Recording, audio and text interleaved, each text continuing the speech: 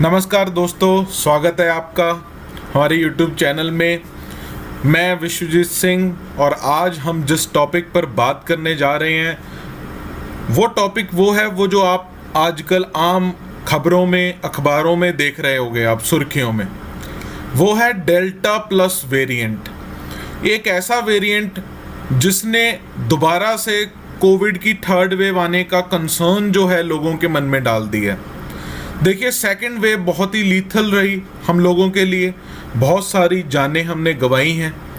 उसके बाद जब केसेस दोबारा से कम होने लगे हैं तो वहीं डेल्टा प्लस वेरिएंट जो है उसके केसेस पाए जाने के बाद एक जो कह लो मन में कश्मकश सी चल रही है कि क्या कहीं डेल्टा प्लस वेरिएंट कोविड की थर्ड वेव लेकर तो नहीं आ सकता।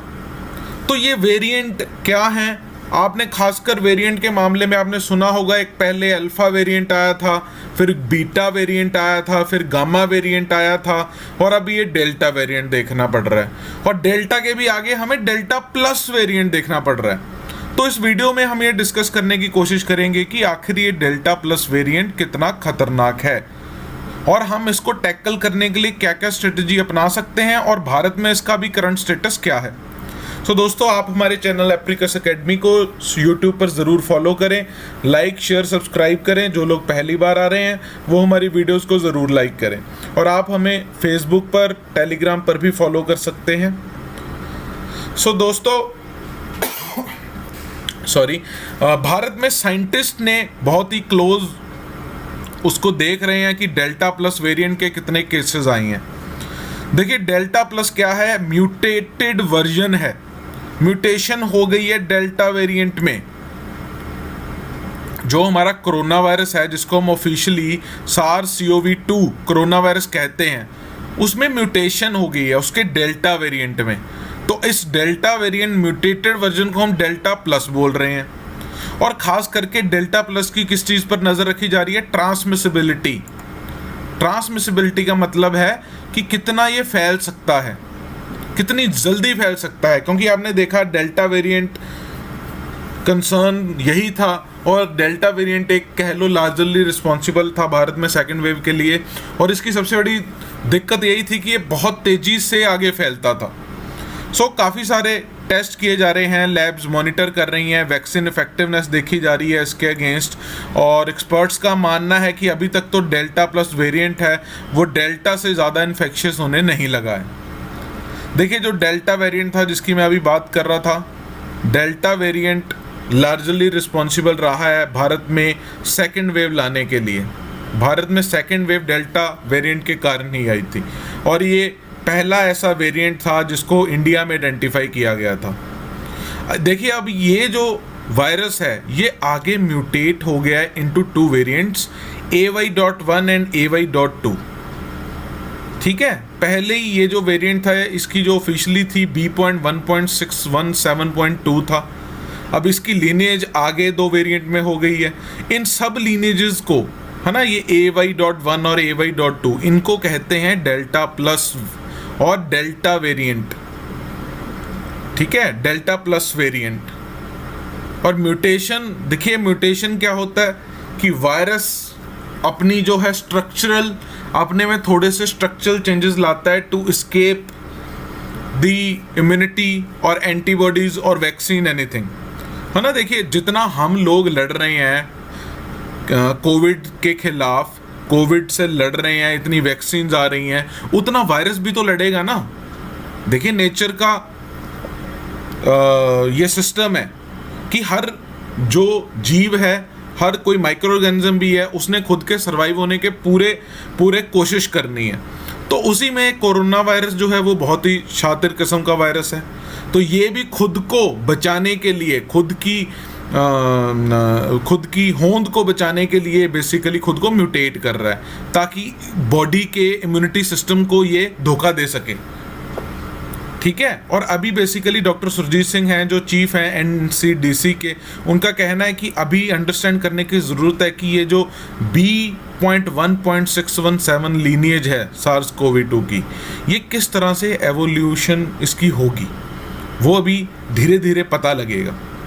देखिए, डेल्टा प्लस कैसे बना है, एक म्यूटेशन है जिसको K417N ये कहा गया है in the spike protein. Spike protein जो वायरस के ऊपर होता है, उसमें K417N म्यूटेशन हुई है, और ये म्यूटेशन जो है बोथ में कैरी आउट है, AY.1 में भी है और AY.2 में भी प्रेजेंट है।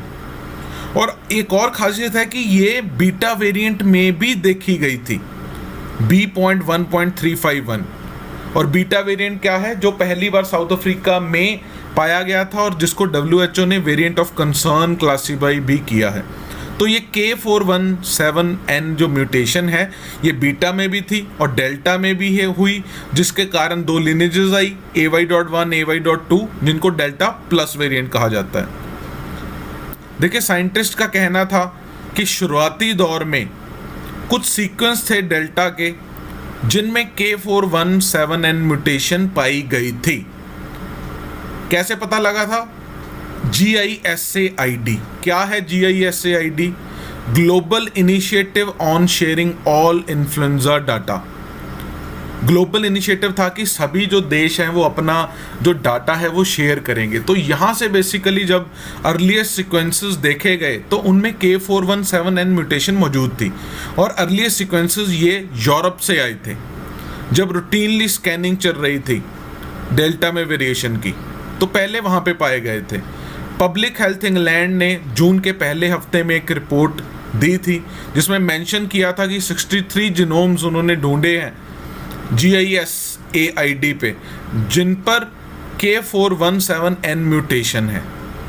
इन 63 जीनोम्स में एक पाया गया था कनाडा, एक जर्मनी, एक रशिया, 6 भारत में, 9 पोलैंड में, 2 नेपाल में, 4 स्विट्जरलैंड में, 12 पुर्तगाल में, 13 जापान में और 14 US में। देखिए, WHO जो है, WHO ने डेल्टा को तो वेरिएंट ऑफ कंसर्न कहा ही है, लेकिन इंडियन गवर्नमेंट ने डेल्टा प्लस वेरिएंट को भी अब वेरिएंट ऑफ कंसर्न कह दिया है भारत में। लेकिन अभी बेसिकली क्या है कि डेल्टा की आगे जितनी भी लिनेजेस होंगी या म्यूटेशंस होंगी उन पर अभी और इन्वेस्टिगेशन करना ज़रूरी है, क्योंकि अभी तक इतने ज़्यादा केसेस देखने को मिले भी नहीं हैं। अगर भारत की ही बात करें, ठीक है, भारत में भी क्या है, prevalence of delta plus is very low. अभी साइंटिस्ट इस बात से थोड़ा सा उनको टेंशन है, परेशानी है कि क्या इस म्यूटेशन के कारण वायरस की ट्रांसमिसिबिलिटी और बढ़ेगी, या वायरस और वायरलेंट होगा और ख़तरनाक होगा, या क्या ऐसा हो कि दोनों ही हो जाए, तेज़ी से फैले भी और ख़तरनाक भी हो। और अगर ऐसा होता है तो ये कहीं ना कहीं जो है एक बहुत ही सीरियस कंसर्न बन सकता है। ठीक है, सो अब क्योंकि AY.1, AY.2 ये दोनों डेल्टा से ही आए हैं, और डेल्टा वेरिएंट की सबसे अच्छी खासियत क्या थी, आपको बताया था मैंने, ट्रांसमिसिबिलिटी, कि बहुत जल्दी ट्रांसमिट होता है, एक से दूसरे को बहुत जल्दी फैलता है। और एक और रीज़न है वो ये कि जब ये K417 म्यूटेशन बीटा में पाई गई थी, बीटा वेरिएंट में, तो रिपोर्ट्स में ये देखने को मिला था कि इन्होंने इम्यून एस्केप किया इस वजह से, और एंटीबॉडीज़ को भी धोखा दिया। जब बीटा वेरिएंट में ये म्यूटेशन हुई तो ना तो इम्यून सिस्टम को पता लगा और एंटीबॉडीज़ को भी ये धोखा दे गए आराम से। सो इसीलिए K417N म्यूटेशन है और ये डेल्टा प्लस वेरिएंट है, ये कंसर्न का वेरिएंट है।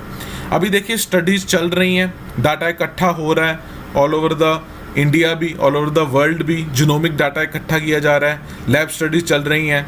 डॉक्टर अग्रवाल हैं, उनका कहना है कि डेल्टा प्लस जो है वो इतनी तेज़ी से भारत में नहीं फैल रहा है as compared to delta variant, लेकिन फिर भी सेंटर जो है वो बहुत ही क्लोजली इसको वॉच कर रहा है, क्योंकि हम नहीं चाहते कि जो सेकेंड वेव में भारत में हुआ वैसा कुछ रिपीट हो। अभी तक डेल्टा प्लस केसेस जो हैं वो 12 स्टेट्स में पाए गए हैं, और public health response step up किया गया है, टेस्टिंग बढ़ा दी गई है जहां ये केस देखने को मिले हैं, क्विक कॉन्टैक्ट ट्रेसिंग की गई है, और वैक्सीनेशन को उन जगहों पे प्रायोरिटी पे रखा गया है।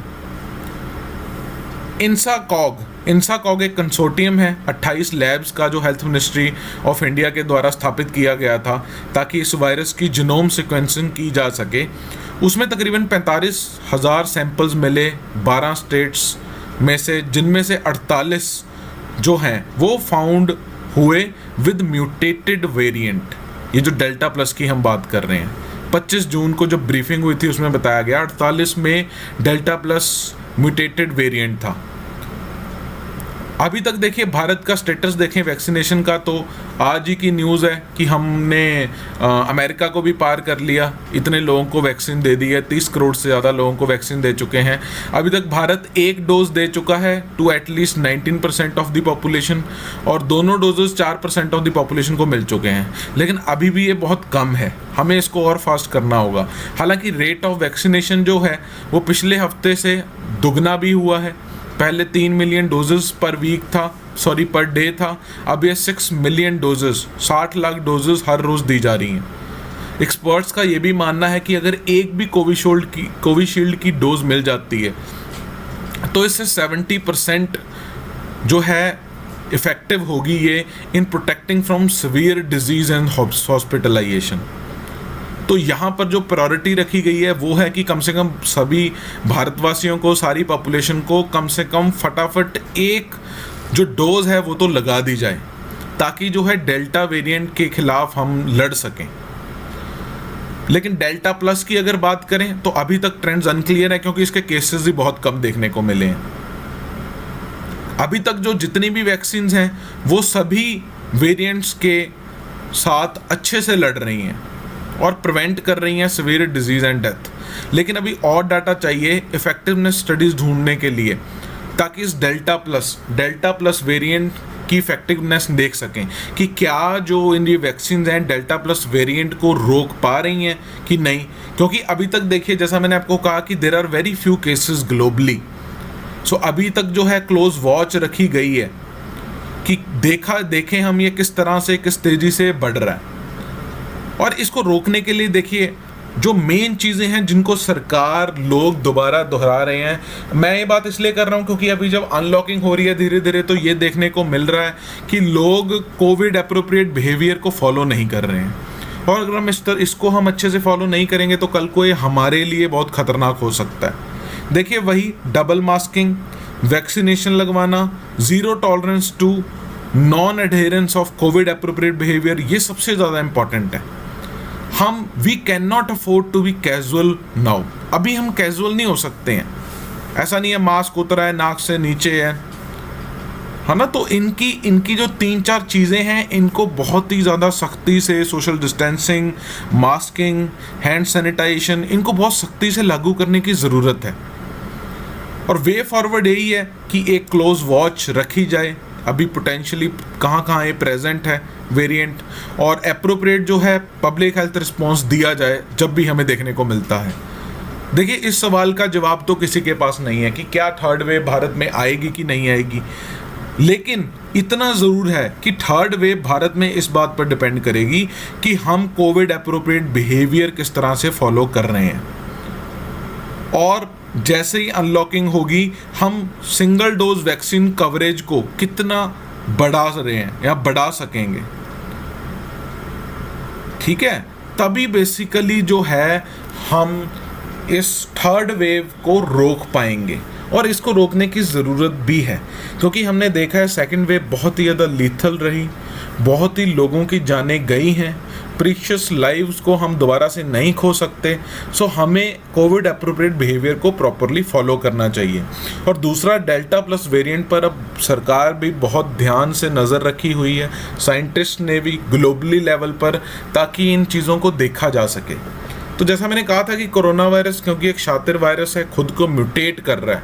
देखिए खुद को बचाने के लिए, खुद को ज़िंदा रखने के लिए,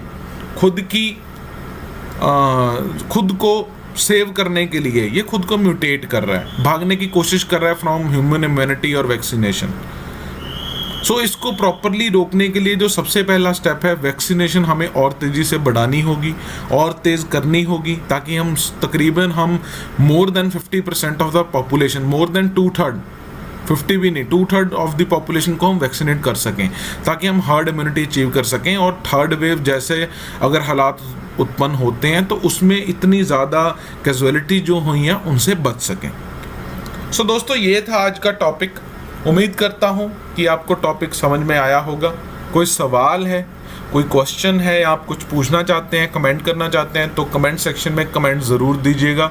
अगर आप वीडियो देखते हैं तो कमेंट सेक्शन में कमेंट ज़रूर किया करें। कैसी लगी आपको वीडियो, क्या आप इम्प्रूवमेंट चाहते हैं, तो आप वो ज़रूर लिखें। इसके बिना भी अगर कोई टॉपिक है जो आप समझना चाहते हैं, उस पर भी आप कमेंट कर सकते हैं। सो दोस्तों, मैं विश्वजीत सिंह उम्मीद करता हूँ आप सुरक्षित होंगे, सेफ होंगे। सो मिलेंगे अगली बार अगली वीडियो में। धन्यवाद।